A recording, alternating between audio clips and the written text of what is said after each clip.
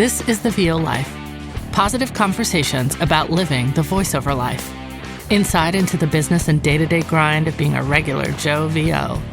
From the humble beginnings to the finally hitting a new level to getting that first big client. It's all about that VO life. Here's your host, Troy Holden. Hey, and welcome back to the Voice Over Life, better known as the VO Life, because we like to say VO, because we don't know if we're supposed to hyphenate or not hyphenate, or we don't know what we're supposed to do with that word. Hey, this week I've got a special interview, and we're going to welcome him here in just a moment, but we're telling you a little information ahead of time that we interview people at all levels. And I think that's what makes us interesting sometimes. So this is a guy that's been in voiceover about the same amount of time that I have. And without further ado, let's cut to the interview. And as promised, we do have an interview today. And this is the guy that I've been working so hard on his last name for the last few days. I even tried it in the last podcast, and I choked on it. I harked on it. I did everything I could. I know, I appreciate the effort. I want to say it properly, but I know I won't. But it's Brad Grochowski. Grochowski. Yeah, no, that's right. Close. You got it. Grochowski. Much better. Yep. I know there's a hidden silent C. So it is silent. Cool. It's Polish, so there's a silent C. Yeah, there's a silent C. So I'm going to change my name, and I'm going to make the D silent, and I'm going to go by Troy Holden, I think. Holden. Troy Holden. I get called Hogan a lot anyway, so why not? Why not? Oh, yeah. So Brad is a fellow voiceover artist, and like a lot of us that listen or a lot of you that listen to the podcast, he's been in this for about a year. And we're going to talk about his path and what he's doing and how he got into voiceover and what type of work he's doing and all that fun stuff.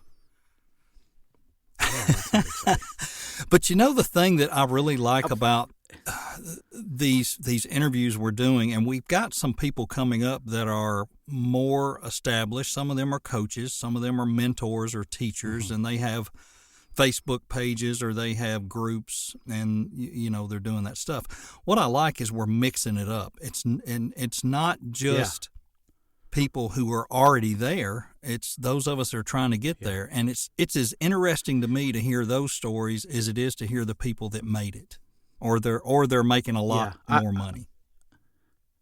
Yeah, I agree. I think that's really one of the things about your podcast that's special. I don't know. I really appreciate it. It's the podcast for the common man.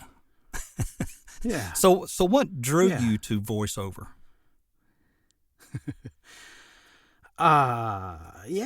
So I have a background in theater. I have a bachelor's degree in theater performance, and I graduated in 1996. And I did theater for a while after that, and it's kind of, life, there's a lot of sacrifice for theater, right? You have to give up, and unless you're in the top 0.01%, you can work, but working means moving around the country. You're at this theater for this summer and that theater, and then you're moving around a lot, and it's hard to really have a home and a family. And I wanted to do those things, and I was kind of I'd been doing it for a while and kind of getting tired of acting. And so I just sort of, and I moved to Baltimore. Baltimore doesn't have a really good, or I should say at the time, didn't have a very good theater scene. And so I started doing other types of performance. I started doing music and kind of vaudeville stage performing, and I really enjoyed that. And I have a band, we haven't played since before COVID. But then COVID hit, and we couldn't practice. We couldn't play out anymore. I couldn't do the performance stuff I was doing. And I just had all this pent up creative energy. Yeah. Yeah. I still, and I'd always kind of thought voiceover is cool. That would be a cool way to sort of take advantage of my background and my theater skills without having to spend 2 months in a dark theater. And now I'm in a box, but in a dark theater, And so I thought you got to be in L.A., New York, or in Texas for the anime stuff. Mm-hmm. Yeah, I thought the same. So I thought, I thought, well, it's not an option. And then I got a note from a friend. It was an audition for audio drama. It didn't pay or anything, and I had a cheap USB mic, and I didn't even know how to use it. But I auditioned, and I got the part, and it was cool. And I thought, maybe there's something that I could do here. And so I started looking into it, and then I found Anthony Pica's podcast, and it just sort of blew the whole thing open for me. It just made it made it a real possible thing. And so I started doing more research and reading and listening to audiobooks about voiceover, and then I ordered my microphone, and and I just started to like build myself into it. And I remember sitting at the dinner table with my wife and my daughter saying, "So I'm thinking about really trying to do this." And I'm like, "Dude, you've been trying to do this for a while now. We know." So that's just, it's not, there's nothing romantic or dramatic about it. It's just sort of... Well, though it was being a piece of your creative life, because, that's the background for this. If you've got, the creative background, whether it's acting or public speaking or radio or even music, it's amazing to me the number of people who started off in music that have gone into voiceover, because it's a creativity thing. It's not it's not about your voice. It's just not. Yeah. I agree with that. And I think one of the reliefs for me was, as a musician and a performer, and I don't want to get into the whole thing. StanleyBother.com if you want to go see what we do. But I had to write everything. It was all original music, all original stage banter. And when I first started doing this, I'm like, this is amazing. I get to use my skills, but I don't have to come up with everything. And I don't know. It was a huge relief. And I still do. Like, I still do all, I do a lot of, I call it micro content marketing. I try and create a lot of stuff of my own that's under a minute. Because if it's under a minute, you can put it on Instagram, you can put it on TikTok, you can put it on, and it forces me to stay efficient and tight and tell stories in a minute. Yeah. So, I have a whole series of 1-minute audiobooks, and I ask writers and friends and I challenge them to write a 150-word novel or 100-word novel. And then I produce it as if it's an actual audiobook. It starts with, such and such is written by, blah, blah, blah, narrated by Brad Grochowski. Do the story. At the end, this has been, da-da-da-da-da. And I put them on Instagram, TikTok, LinkedIn, Facebook, wherever I can. And they're just these little bite-sized things. I had a series of like a radio drama, Gentleman Spaceman, and they were meant to be shorter than a minute, 45 seconds or so. And I thought, well, now that I have all these voiceover skills and equipment and production ability, so I started producing these as just series of tiny little.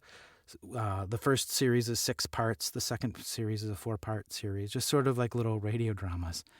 And of course, at the end of all of this, it's all, at thevoiceofbrad.com, so if you listen to I'm only asking you to listen to 45 to 60 seconds of something, and then I tag my website at the end, and it seems to work, and it's fun. And it scratches that creative itch for me. Cool. So. Hey, since you've mentioned that, we're going to play one of those for you right now, right here.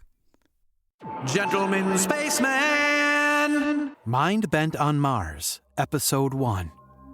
Dirk Danger gently lands his rocket craft on the surface of Mars. The distress signal beeping on his scanner is coming from nearby. Who sent it? Find out next time on Gentleman Spaceman! thevoiceofbrad.com. So Thanks for playing that. Oh, thank you. That is such a cool thing to do because, like you said, in your marketing and your social media presence, you can put things like that out there, and it's not boring. You're not blowing your horn, and that's probably the most negative thing I see that a lot of people do. They're constantly blowing their horn. Look at this spot I did. Look at this video I did. Look at that I did. Here's my demo. Like, come on, man. Yeah. Yeah, the thing is, your demo's awesome. I don't, but come on, dude. Yeah, dropping those samples, and it's something someone has an interest in. Yeah, I've heard a lot of advice on social media stuff lately because, like you, I'm trying to dig into more direct and more how to do this the right way. And that was one of the first things that somebody had told me was never blow your own horn. If you had got a really good spot and you got a really cool job, yeah, you probably want to put it out there. But what you need to say is, I'd really like to thank whoever gave you that job. I'd like to thank such and such production company. They did an awesome job on this spot. I'm really proud of it. And, I hope it does well for them. Make it about them, not you. And that helps. I want to be clear. I think I made it sound like it. I'm not saying don't share your demo on social media. That's not what I'm saying. Like, if you have a sweet demo, sharing it on LinkedIn, that's right on, man. That's where. Yeah, absolutely. But I'm just saying, people don't want to see you bragging 4 times a week.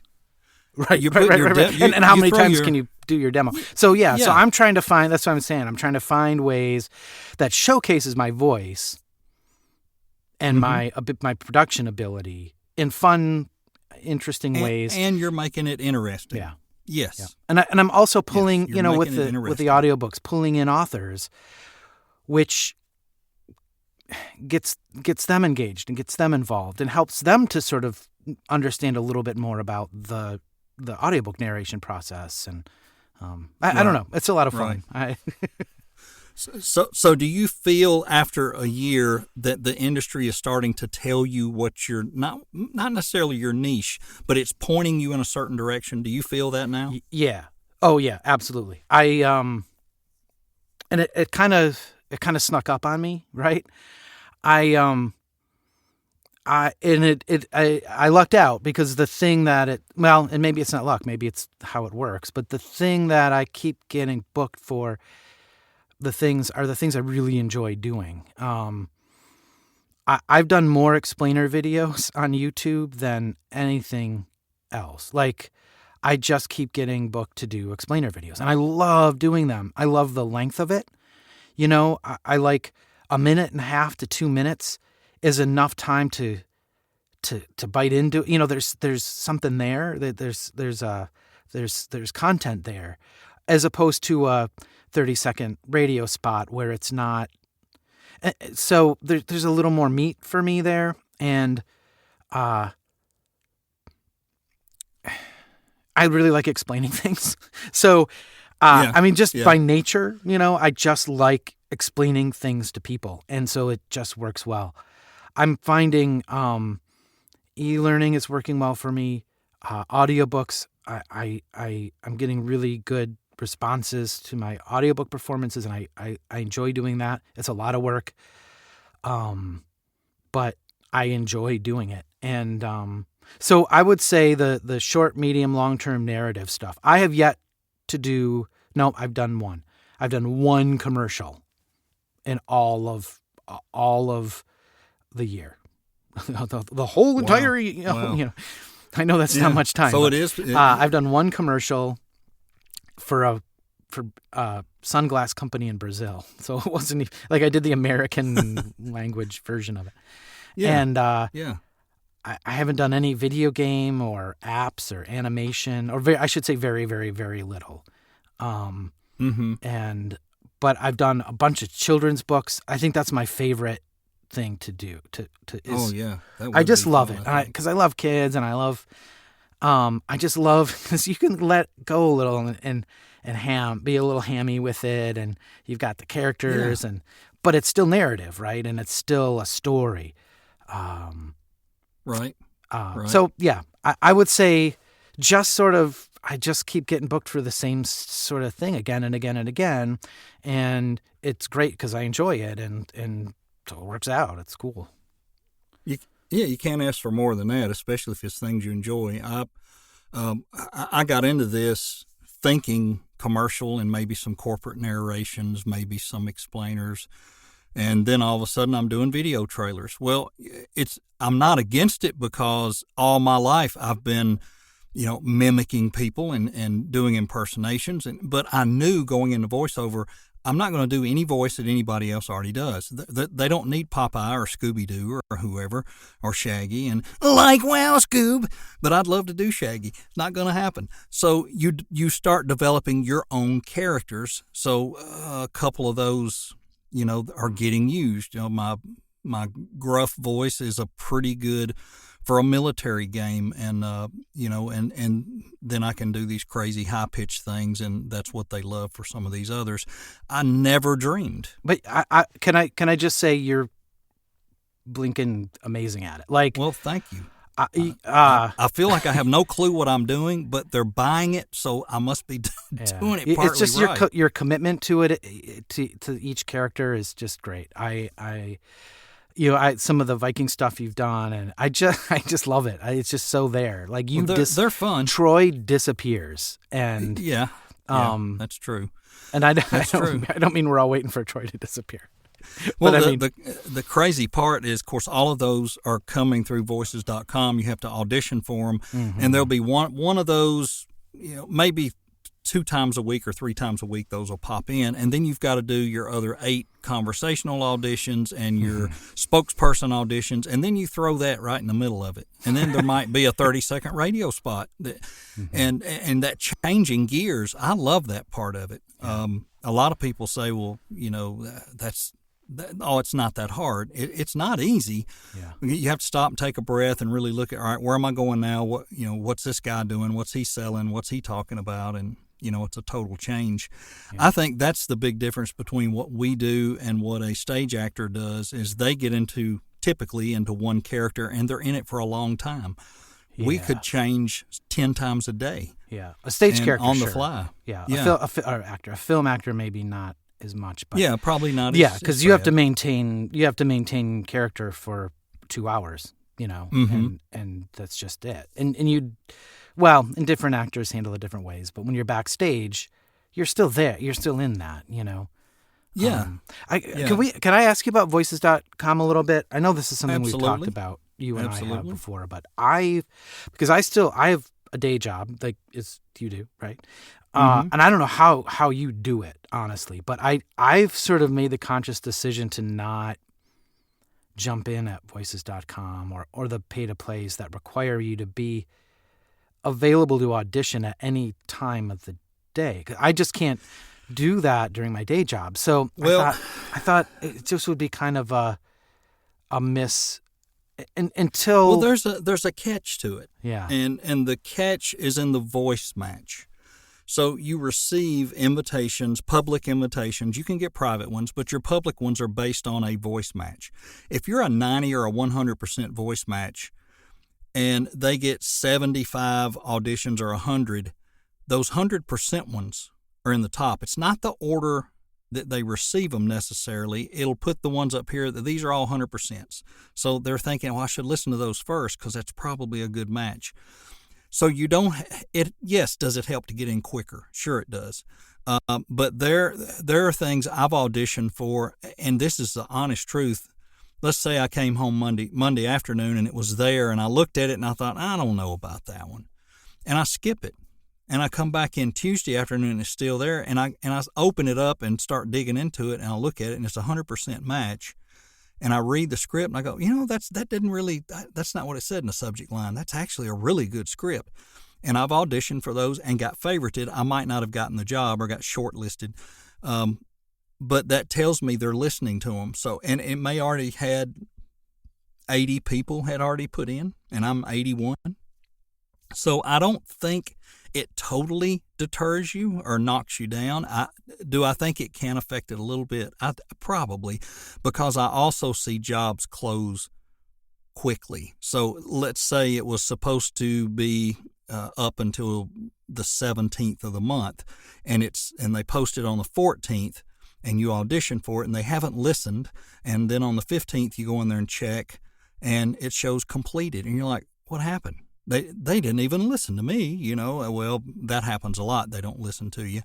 But that was one of those that probably when they started going through, they went, ooh, it hit their ear just right, and that was it. That happens. And I listened to Jamie Moffat? It's a VO School podcast. And there's several episodes on there that he has a company up in New York on there with him that does casting and producers and the whole 9 yards. And they go through auditions and they give the feedback.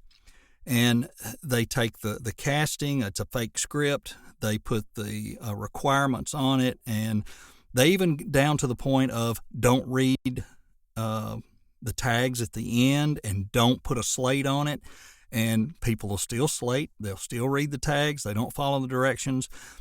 And he even said, but if they have the right voice, I'm not gonna toss them out. You know, because they just didn't follow that part. You know, are they directable? And the other thing he said is they're always trying to hear that one that just jumps out.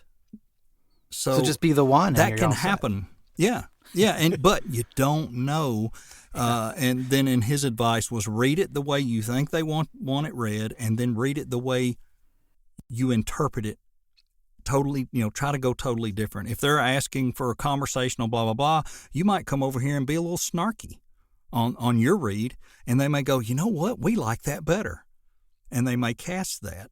So it's tricky. I think voices.com is a great place to learn also because you are reading some very competitive scripts, and you will make yourself slow down and analyze those because you know you're competing. And even for me, a short list is a win right now. And a lot of people don't see that. I took a little flack last week on Facebook for, oh, yeah, well, you got over 1,000 auditions and you've only gotten 24 jobs, and that's only so many dollars a job, like $5. I don't remember what they said. Well, how are they doing? Yeah, and I get that. If you look at it from statistics only. The fact that you have 1,000 looking at is what... Yeah, the fact that you have over 1,000 auditions, that is an accomplishment and a win in itself, right? It is. But here's the thing. Out of that 1,000, only about 700 were listened to. So 300 times I auditioned for nothing. Yeah. But I don't count those. I'm only looking at how many listens did I get? Out of those listens, how many short lists? And out of that, how many jobs? And those numbers are pretty decent, really. They're not that bad, and that's how voices.com tells you to track that. That's how you get better. And I watch every month my shortlist percentage. It creeps up 0.5% or so a month, 0.5% this month. The more I coach with people, the more I learn, the better those numbers will get. So I think it's a great platform to be on for those both reasons. You're going to get a lot of good practice, and plus there's no pressure. It's not like on Fiverr when, bam, there's an order and you're waiting and you're panicking. No, you can go on there and pick what you want to do. You go on there and pick and audition. You might not get it, but you can pick. And that's the other thing as I've gone along. When I first got on there, the first 3 months, I auditioned for everything that hit my box pretty much. Now I don't. I open the script. I read it. I look at the requirements. I still go after a lot of the younger sounding voice because I can lift my pitch a little bit, and I think it's close enough. And I have won those jobs, a couple of them. Boy, my dogs are howling. And then I have also, tried to focus on the ones that say 35 to 54. And, I always feel like I have a better shot when it says spokesperson versus conversational, but there's not a ton of difference in those two, but I think it's a good place to be. And I'm not getting paid by them for anything other than the jobs I do, and they make a whole lot more money off me than I make off them. I'm sure. And I'm serious about this. To have done 1,000, over 1,000 script reads at the level you do for an audition, which means you're taking it serious. You're trying to do it right. You're that's amazing practice, if nothing else. Well, it's dedication because I love to do it, and it's to me, I don't look at it as throwing time away. I look at it as I'm going to school. Yeah. You know, they're teaching me on there. Let me give you the actual numbers. I was invited to 1,493 reads. I submitted 1,341. 950 of those were listened to, and 111 were put on a short list. So my booking ratio is 52 to 1. 52 to 1 is a pretty good booking ratio on there for somebody at my level. 30 to 1, 25 to 1, people at a pro level who are getting private invitations, a lot of private invitations, they're gonna have a lot better numbers. But yeah, it's a lot of auditions, but that's a lot of practice. Yeah, I agree. So what I'm trying to do instead of going the pay to play route, right? Because Fiverr was great. I mean, it's fine. I've certainly done what I've done there, and I've made money there, and it's great. And I'm not trying to like run away from Fiverr, but I want to build my business beyond just that. And so I'm just angling more towards direct marketing now, and trying to build my own client base, figuring out. So I feel like I've spent the first year figuring out how to do voiceover. Now I want to spend the second year trying to figure out how to sell voiceover. And it's hard. Like, it's a whole different layer of skills that you have to learn. But I'm really enjoying it. I listen to Mark Scott a lot. He's just, he's got a lot of information, man. And he's sharing it, and he's selling it, and he's got 100 ways to get that information to you, and it's great. So I'm building up my CRM, my leads. I picked one. I'm just focusing on just explainer videos. So I'm looking for every explainer video production company I can find. It is blowing my mind how many of them there are. Like in a week, how many explainer videos do you see? Right? You may see 4, 8. I probably see more because I pay attention to them. There's hundreds of. I just can't believe how many of them there are. And you look at their staff, and they all have 3, 8, 12 people on staff. And these are young, hip, urban people, art creatives who are making. I just don't understand how that industry is. I just don't see enough explainer videos in the wild to seem like there would be that many companies making them, but there are. So that's what I'm. Well, you think the same way with voiceover folks. Yeah. Think about that, and people say, I even hear the experts say there's still plenty of room for good voiceover folks because there's so many outlets for using your voice. And you're correct. It's so much. I mean, even locally, if you even market locally and say, I live in a very industrial town. There's a lot of plants and factories here. The Chamber of Commerce here hosts luncheons and breakfast several times during the month. And I've about decided the other day, I'm going to join the Chamber of Commerce and then ask, can I come in and do a presentation about how voiceover could help all the industries here? Because it's your VoIP stuff, it's your,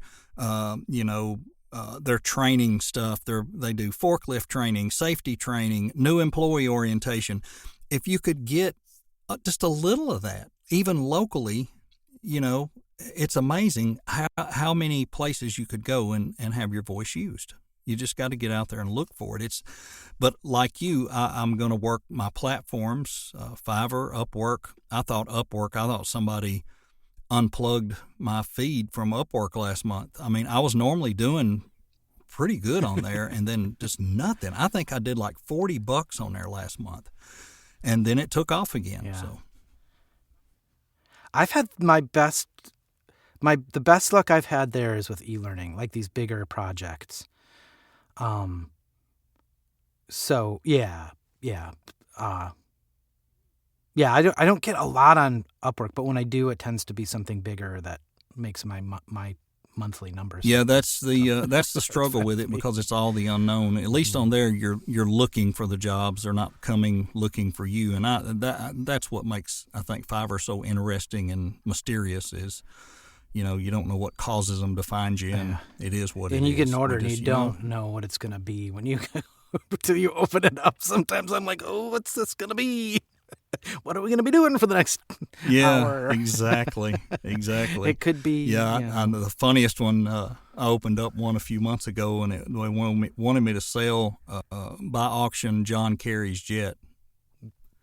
That was kind of interesting. Actually, or was it like a? No, it was a parody, and it was a political YouTube channel, and they were picking on him because of his thing about certain kind of gases and blah blah blah, and he was on the electric car kick, I guess, and they said, well, then you need to sell your jet, Boy. It's always it's funny the stuff you open. You hear that? That's my door creaking. So. Uh-oh. Sorry about that. Yeah, I heard something out here on mine sound like somebody was taking out the trash or something. I don't know what it was. So we've kind of talked about, where you're headed, what you're doing with your marketing. And I'm just, and I do want to say, I don't know how that's going to work yet. I hope it works.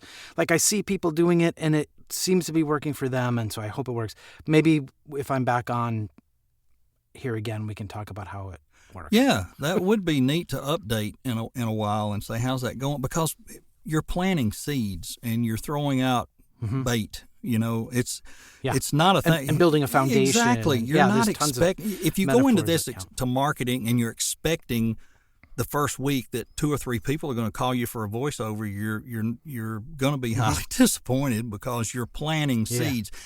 I have always heard it takes at least 3 positive impressions to get somebody to remember you. Oh, I think 3 is being generous. I think 7, 9. I just today listened to Marketing Made Easy. I had a long commute today, and so I listened to the whole thing in one day. It was pretty. I'm going to have to listen to it again, but yeah, they're like, it's 9. They got to hear your name 9 times, 10 times before they're ready to, Yeah, so it's hard. It's hard. It's a lot of work, but we'll see. I'll let you guys know.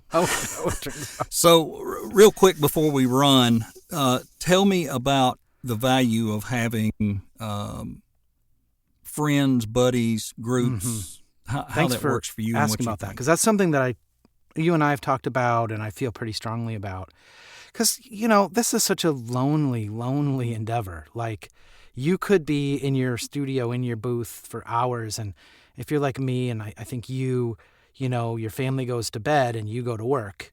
And so I've gotten a lot of value out of my friendship. I feel like I've built a couple of really strong friendships, but like VO buddies. And then I've built sort of a circle of friends around me, people I can reach out to and share with and lean on and say, hey, what do you think about this? Is this working? But also just practical support. And I know you and I are both very good friends with Louise Porter. She does the intro. I'm not telling you this, but the intro to the podcast. She's brilliant. Just her voice. She's just so talented, and just such a good person to be connected with, right? And to and I agree. She and I did I helped her. I can't take any credit for it. She won a job on Upwork that they wanted video, and it was about a 2.5-3 minute deal. And she said, I have no clue, what software do I need, whatever. I said, here's what you do. You lay the voiceover down. You send me all the PowerPoints and whatever they give you for media, and I'll throw it together. And she was like, well, I'll pay you. I said, no, you won't. You did my intros. You're not paying me for anything, Yeah, you did that. Yeah, you did that to me too with my first demo. You put a video together. I'm like, dude, how much can I do? It comes like, around. No. I'm a big believer. Dude. If you give, you'll get. It'll work out. I don't worry about it. Worry about it. And plus, I'm right there with there you. Again, yeah. It's experience. It gave me another opportunity to do another type of video. I have done some of those before, but this one was a little different, and I enjoy doing those if I have time. There's times I can't commit to the time, but that one worked out because, like I said, Upwork was slow. So, but my point wasn't that everyone should call Louise up, Although, no, but find somebody. But find somebody. Find a Louise, man. Yeah, right. Find some. And what happened was that I saw her in, because we're in some of the we're in a lot of the Facebook groups together, and I would see her commenting, and I just really respected her sort of, I don't know how to put Louise's thing. It's brutal but kind honesty, I think is the best way I could describe it. Yeah, it's easy to take because it's always truthful and straight up, so, and it's never, like I said, never hurtful, and it'll usually start out with, "I'm sorry, dude." I'm sorry, dude, but that sucked. But I saw her in the Facebook groups, and I was feeling really lonely, and I'm kind of shy. I'm an introvert. I wasn't really comfortable always just saying to the group, "Hey," and some people do, and I think it's great. Like, "Hey, here's this thing. I don't know how to do it." So I private messaged her. I said, "Hey," I think I literally said this, "Would you be my VO buddy?" And she was like, "Yeah, let's do that." And we've been, and it's just been a great friendship ever since. And then she sort of introduced me to you, and then that sort of, and I love, we have our sort of 3-way chat room, and I would just encourage new people or people who've been doing it for a while, whatever.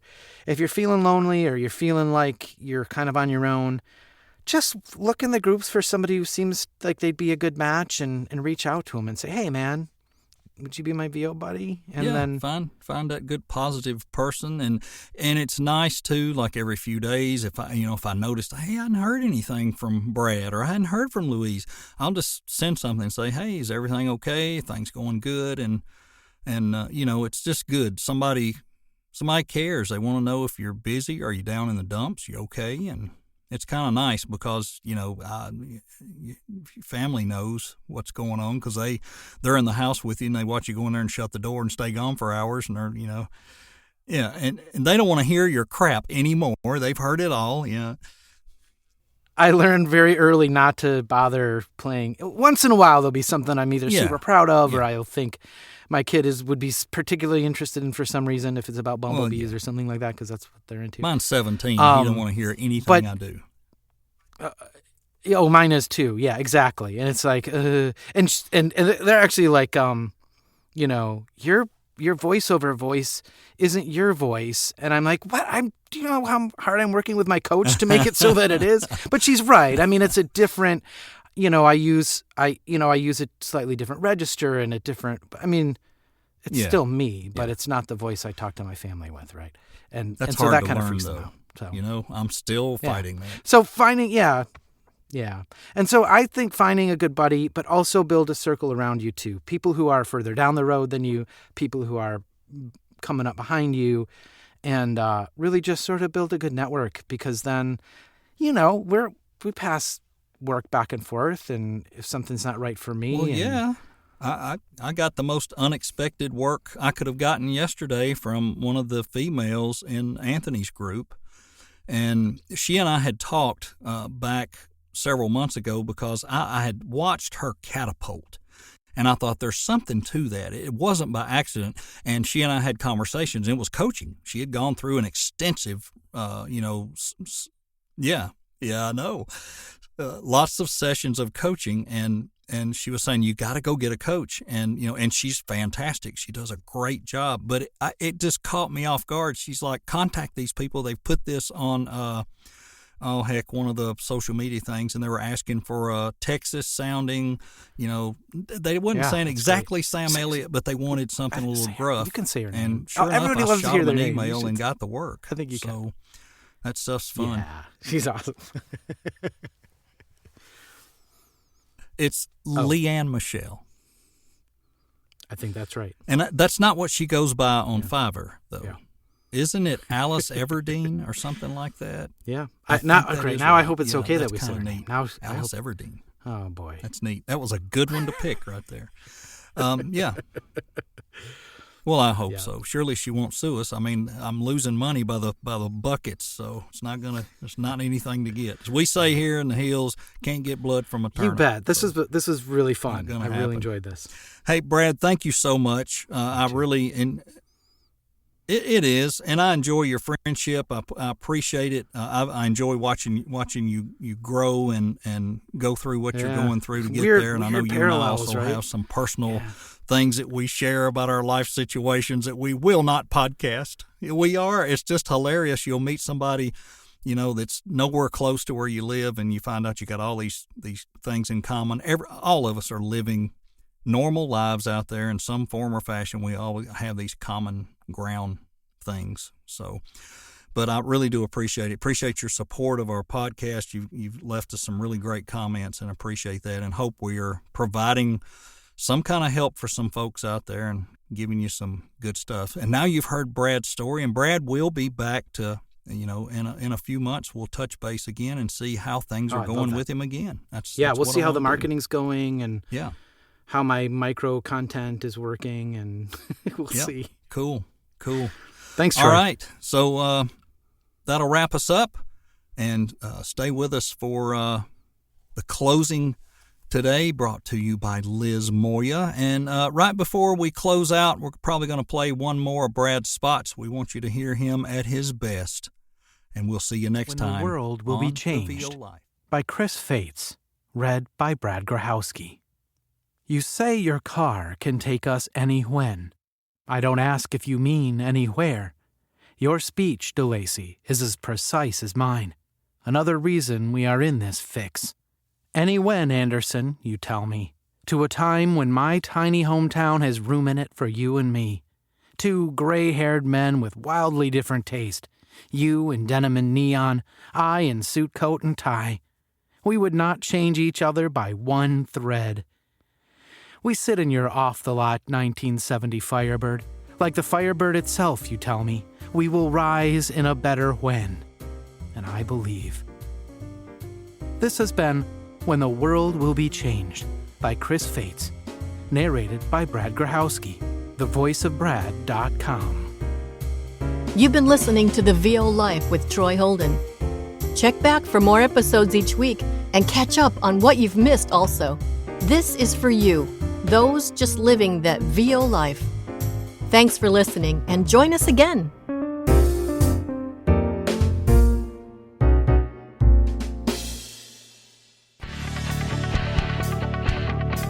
The VO Life intro is by Louise Porter. The outro by Liz Moya. You can pick us up on Spotify, Amazon Music, Apple, and many other podcast carriers. Need to send me an email? Do it today. Troy@TroyHoldenVoices.com. Thanks for listening.